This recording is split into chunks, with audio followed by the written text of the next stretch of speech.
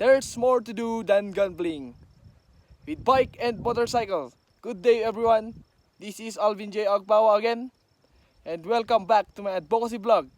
Alvin J. Agpawa Takad. Yeah.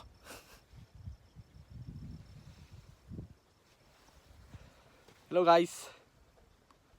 As you can see, today I'm with my bike and motorcycle because I want to show you something. It is important. There are many better things to do than gambling. Hello, mic test. Hi guys.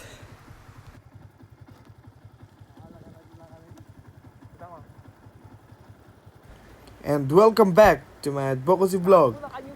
In my first vlog, I talk about discipline as the key to resisting gambling. And today, I'll give you an update on my advocacy.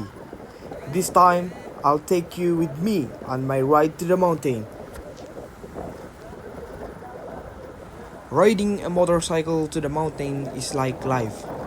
You need balance, focus, and discipline to reach your destination. Just like in our advocacy, if we gamble, we lose balance. But if we choose discipline, we move forward safely and successfully.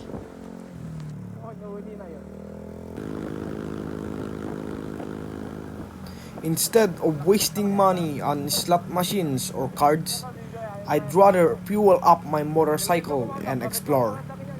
The road teaches me focus, patience, and balance. Lessons gambling will never give. On the road, you move forward.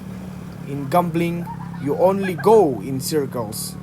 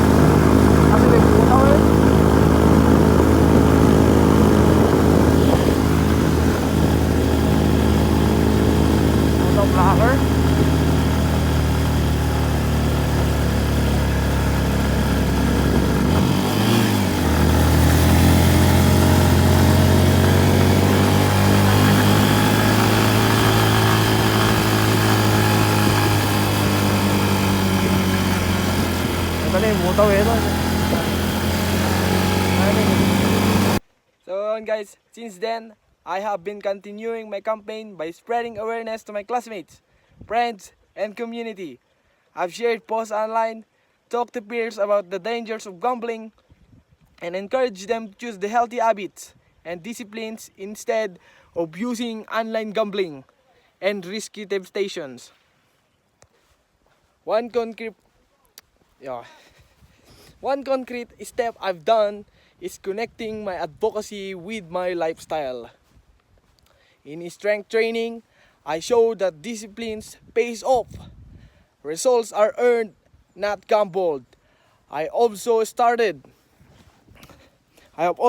conversations with others about how online gambling can destroy our dreams while discipline can build them. Ganda guys oh. Wow, yeah. So far guys, I have learned that a small action can create a big impact. Even a simple conversation, a post or setting an example can inspire people to think twice before engaging in gambling. I have also realized that many young people are aware of the risk, but they just need a strong reminder and encouragement to stay away from it. I also learned that social media is a powerful tool in this advocacy. By posting, sharing, and creating content, we can reach hundreds or even thousands of people's social media. It's not just for entertainment, it can be a platform for social change. Through it, we can raise awareness, spark discussion, and build a community that values disciplines over gambling.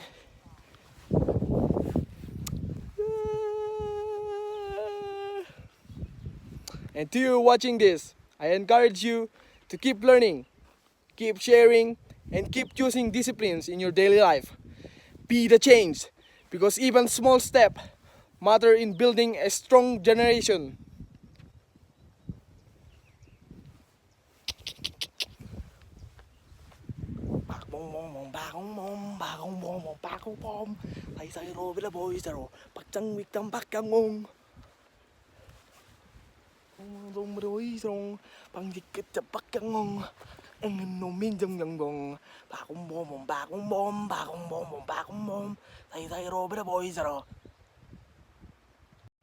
So my message is simple. There is more to do than gambling. Ride, train, explore, create, and dream. Discipline builds your future.